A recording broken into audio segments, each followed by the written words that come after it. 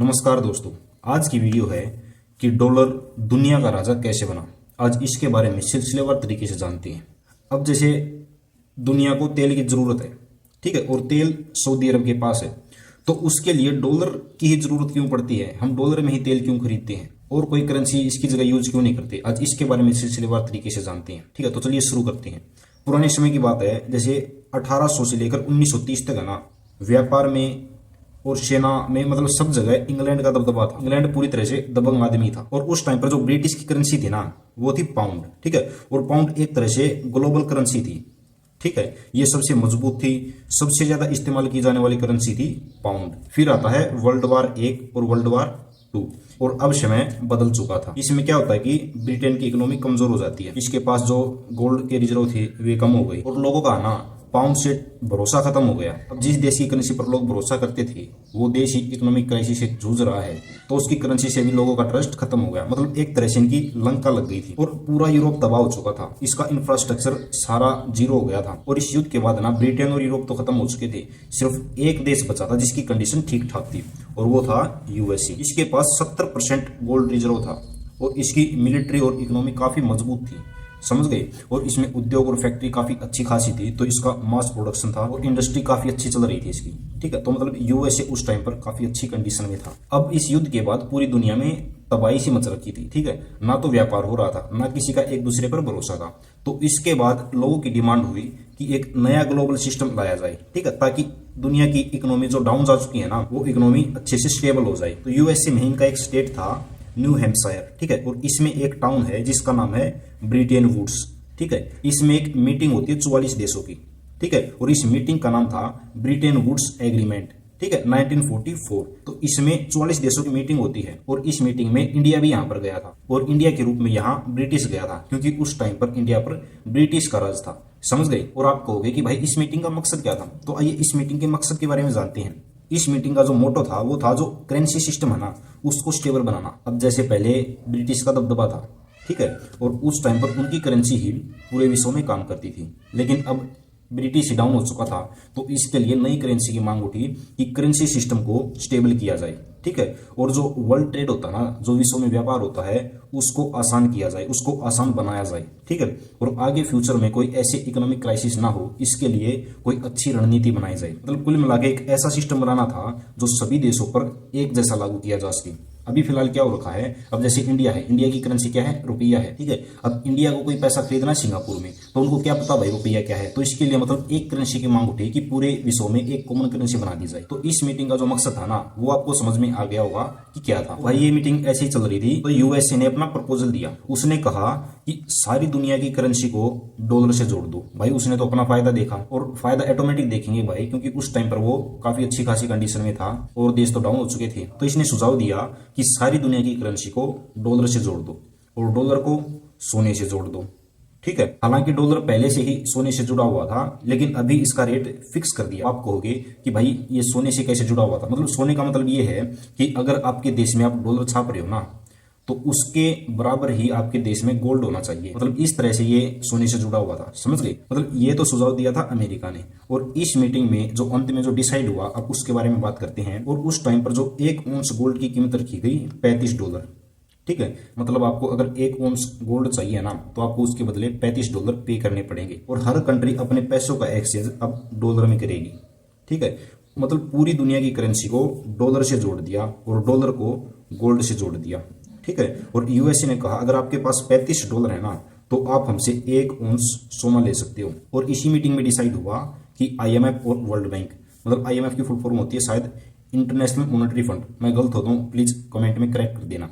ठीक है, मतलब ये 2 चीज बनाई जाएंगी, ये 2 बैंक बनाए जाएंगे जो आने वाले समय में इकोनॉमी को कंट्रोल करेंगे। और इसी मीटिंग में ये डिसाइड हुआ कि सरकार उतना ही पैसा छाप सकती है जितना उसके पास सोना है, समझ गए। और ये रूल था गोल्ड स्टैंडर्ड सिस्टम का, इसी को गोल्ड स्टैंडर्ड सिस्टम कहते हैं। हालांकि ये पहले से ही चलता आ रहा था, लेकिन अभी इसके रूल फिक्स कर दिए। ठीक है, और डॉलर छापने की पावर सिर्फ यूएसए के पास थी। अब उस मीटिंग में डिसाइड हो गया कि भाई सारा व्यापार सब कुछ, अगर आपको कुछ भी खरीदना है तो वो डॉलर से ही होगा। ठीक है, अब डॉलर इंटरनेशनल ट्रेड की करेंसी बन गई। ठीक है, मतलब अगर इंडिया को चाइना से कुछ खरीदना है, इंडिया को यूएसए से कुछ खरीदना है, तो सारी ट्रांजैक्शन डॉलर में ही होगी। ठीक है, मतलब तेल खरीदना हो, खाने की कोई चीज़ खरीदनी हो, मशीन खरीदनी हो, मतलब कुछ भी खरीदनी हो, आपको पेमेंट डॉलर में ही करनी पड़ेगी। ठीक है, मतलब एक तरह से सभी देशों की करेंसी बन गई डॉलर।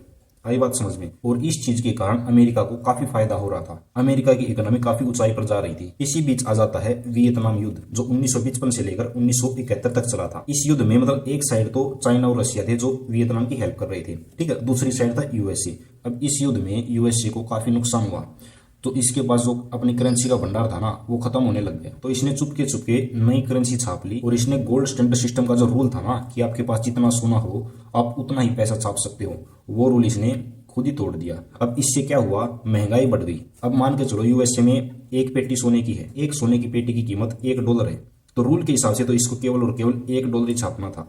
अब इसने छाप लिए $5, और ये $5 गए मार्केट में। ठीक है, अब मार्केट से लोग सोना लेने आए। ठीक है, अब पहला एक बंदा आया, वो एक पेटी लेकर चला गया। ठीक है, अब दूसरा बंदा आया, जो दूसरे 4 बंदे आए, उनको ये सोने की पेटी कहां से देंगे। ठीक है, तो इस तरह से महंगाई बढ़ जाती है। मतलब इस एक पेटी की कीमत ही जो ज्यादा पैसे देगा उसी को मिलेगी। मतलब इस तरह से महंगाई बढ़ गई। ठीक है, इस तरह से मतलब यूएसए का सिस्टम कोलैप्स होने लग गया, इनकी इकोनॉमी डाउन होने लग गई। तो अब आता है 15 अगस्त 1971 का दिन। इस समय यूएसए के राष्ट्रपति थे रिचर्ड निक्सन। इसने गोल्ड स्टैंडर्ड को ही खत्म कर दिया कि भाई अब सोने का कोई लफड़ा नहीं है। ठीक है, जितना पैसा छाप सकते हो अपना पैसा छापो अपने हिसाब से। और इससे क्या हुआ, डॉलर की वैल्यू गिरने लग गई। अब जैसे ये 4 बंदे थे ना, एक बंदे को तो सोने की पेटी मिल गई। ठीक है, लेकिन जो 4 बंदे बच गए इनको तो सोना नहीं मिला। इनको तो लगा कि भाई हमारे साथ तो धोखा हुआ है। ठीक है, यूएसए ने जो खुद रूल बनाए थे गोल्ड स्टैंडर्ड सिस्टम के, खुद ही तोड़ दिए। ठीक है, तो इससे क्या होता है कि करेंसी की वैल्यू डाउन होने लगती है, लोगों का भरोसा कम होने लगता है, लोग दूसरी करेंसी का इस्तेमाल करने की सोचते हैं। और इससे क्या हुआ, डॉलर की वैल्यू गिरने लग गई, लोग प्रोटेस्ट करने लग गए, यूएसए के खिलाफ होने लग गए। तो भाई इससे यूएसए को टेंशन हो गई कि भाई अब कैसे काम चलेगा। अब यूएसए ने दिमाग लगाया, यूएसए ने देखा कि भाई दुनिया में तेल की डिमांड ज्यादा चल रही है।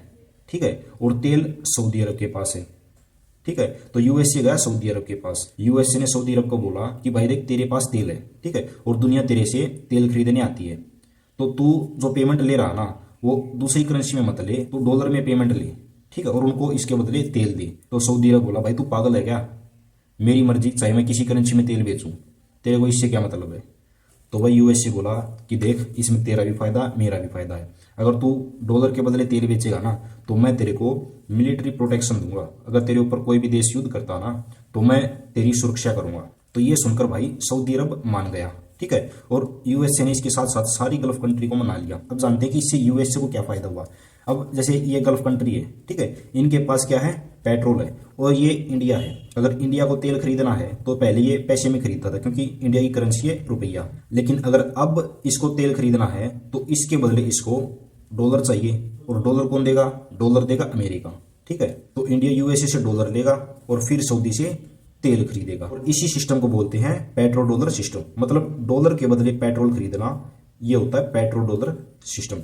आ गया समझ में। अब डॉलर अपने देश में लाने के कई सिस्टम होते हैं, जैसे यूट्यूबर है, यूट्यूबर यूट्यूब को सर्विस देते हैं, और यूट्यूब है यूएसए का। ठीक है, अब यूट्यूबर अगर यूट्यूब को सर्विस देंगे तो यूट्यूब यूट्यूबर्स को डॉलर देगा। ठीक है, तो इससे भी इंडिया को बेनिफिट होता है, इससे भी इंडिया में डॉलर जाता है। ठीक है, दूसरी चीज जो एनआरआई होते हैं, जो दूसरे देश में रहते हैं, वे भी क्या करते हैं कि इंडिया में अगर पैसा भेजते हैं ना डॉलर के माध्यम से पैसा भेजते हैं। समझ गए, मतलब करेंसी एक्सचेंज कैसे होती है। एक चीज होती है इन्वेस्टमेंट। मान लो अमेरिका का कोई बंदा है जिसका नाम है सतवीर नाम है, ठीक है, अगर वो इंडिया में इन्वेस्टमेंट करता है तो वो डॉलर में इंडिया को पैसा देगा। समझ गई, और इंडिया को अगर डॉलर में पैसा मिलेगा तो उस डॉलर का यूज वो तेल खरीदने में करे या किसी चीज में करे। समझ गए, मतलब डॉलर इंडिया में कैसे आता है, ये तरीके होते हैं इंडिया में डॉलर लाने के। इससे यूएसए को कैसे फायदा हो रहा था इसके बारे में डिटेल से जानते हैं। जैसे अब हर देश को तेल चाहिए, ठीक है, और हर देश को तेल खरीदने के लिए डॉलर भी चाहिए, और डॉलर मिलेगा यूएसए से, और डॉलर कौन देगा, यूएसए। अब डॉलर की डिमांड है ना ग्लोबल लेवल पर बन गई, और हर देश डॉलर का स्टॉक रखने लग गया, क्योंकि अगर अचानक से उसे तेल की जरूरत पड़ गई तो तुरंत डॉलर देगा और पैसा ले लेगा, और डॉलर से ही पूरा इंटरनेशनल व्यापार होने लग गया। ठीक है, एक तरह से मोस्ट पावरफुल करेंसी बन गई। और डॉलर छापने की पावर किसके पास थी, यूएसए के पास थी। और मोस्टली देश बैंक में अपनी सेविंग डॉलर में ही रखते हैं क्योंकि डॉलर एक कॉमन करेंसी है। समझ गए यूएसए को क्या फायदा हुआ। अब आप एक एग्जाम्पल से समझो, जैसे मैं हूं, मेरे पास प्रिंटर है, ठीक है, और दुनिया को पैसा चाहिए, और जो दुनिया को पैसा चाहिए वो सिर्फ और सिर्फ मेरे प्रिंटर से ही दुनिया को मिल सकता है। ठीक है। अब मेरे प्रिंटर की डिमांड बढ़ेगी, ठीक है, और जो मैं पैसा दूंगा उसकी डिमांड बढ़ेगी। इसके साथ साथ जिस देश में मैं रह रहा हूं उस देश की वैल्यू ऑटोमेटिक इंक्रीज हो जाएगी, उस देश की इकोनॉमी ऑटोमेटिक ऊपर हो जाएगी। समझ गए डॉलर कैसे काम करता है और यूएसए क्यों इतना स्ट्रॉन्ग देश है। इससे मतलब यूएसए को फायदा हो रहा है तो दूसरे देशों को लॉस भी तो होगा इसका। आइए वो जानते हैं इससे क्या हुआ। अगर यूएसए में इकोनॉमिक क्राइसिस आती है, अगर यूएसए की इकोनॉमिक कोलैप्स होती है तो इसका इंपैक्ट पूरी दुनिया पर पड़ता है। समझ गए। अगर यूएसए में महंगाई होगी ना तो इसका इंपैक्ट पूरी दुनिया पर पड़ेगा। और दूसरी चीज डॉलर है यूएसए का, ठीक है। अगर कोई देश यूएसए की बात नहीं मानता ना, यूएसए के खिलाफ जाता है तो यूएसए उस पर इकोनॉमिक सैंक्शन लगा देता है। समझ गए क्या मैटर है। तो ये मैटर है डॉलर का और इसी कारण डॉलर आज तक दुनिया में राज करता आ रहा है। हालांकि धीरे धीरे ये करंट सिनेरियो बदल रहा है। जैसे रशिया और चाइना है, अब ये खुद की करेंसी में व्यापार करने लग गए क्योंकि यूएसए बार बार कई देशों पर सैंक्शन लगाता रहता है, ठीक है। जैसे रशिया है क्योंकि ये अमेरिका के खिलाफ सकता है, ऐसे ही चाइना है, ठीक है। अब इंडिया ना जो यूएई और रशिया से तेल खरीदता है वो अपनी करेंसी में खरीदने की बात कर रहा है। और जो ब्रिक्स कंट्री हैं वे एक नए करेंसी सिस्टम पर काम कर रहे हैं फिलहाल, ठीक है। लेकिन जो फिलहाल पेट्रो डॉलर का सिस्टम है ना वो अभी भी स्ट्रॉन्ग है, मतलब डॉलर की मार्केट अभी भी काफी स्टेबल है। समझ में आ गया डॉलर कैसे काम करता है। तो यही कारण है दोस्तों कि डॉलर आज तक दुनिया पर राज करता आ रहा है, ठीक है, क्योंकि ये एक तरह से कॉमन करेंसी है और इसके बिना दुनिया का काम नहीं चल रहा। तो दोस्तों आज की वीडियो में इतना ही। अगली वीडियो आप किस टॉपिक पर चाहते हैं कमेंट में जरूर बताना। धन्यवाद दोस्तों।